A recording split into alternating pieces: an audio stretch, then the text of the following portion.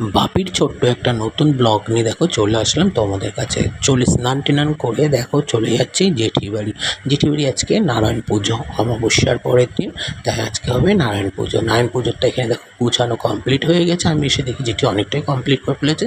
তারপরে আমার পাল্লা পড়লো আজকে কালী ঠাকুর মানে আদ্দামাকে শাড়ি পাল্টানোর পাল্লা। তাই দেখো আদ্দামাকে একটা সুতির শাড়ি পরিয়ে দিলাম, নতুন বস্ত্র পরিয়ে দিয়ে দেখো এখানে পরিপাটি করে সাজিয়ে রেখেছি। আদ্দামাকে দেখাচ্ছি তোমাদের। তারপর দেখো এখানে নারায়ণ পুজো অনেকটা কমপ্লিট হয়ে গেছে। আর কমপ্লিট করার পর দেখো এবার তোমাদেরকে দেখাচ্ছি আদ্দামাকে কীভাবে শাড়ি পরালাম।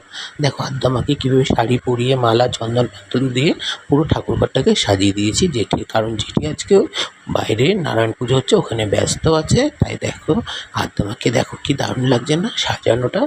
আর এইভাবেই সাজানোর পরে দেখো তোমাদেরকে দেখাতে ভুলে গেছি কীভাবে নারায়ণ ঠাকুরেরটা গোছানো কমপ্লিট করলাম। দেখো দেখে নিয়েছো কীভাবে নারায়ণ পুজোটা। তারপরে পুজো হয়ে যাওয়ার পরে দেখো এই যে সিন্নি প্রসাদটা মাখা হচ্ছিলো সবাইকে দেওয়ার জন্য। নারায়ণ পুজোর সিন্নি প্রসাদটা মেখে নিলাম, নিয়ে এইবারে আমরা সবাই মিলে প্রসাদ গ্রহণ করব।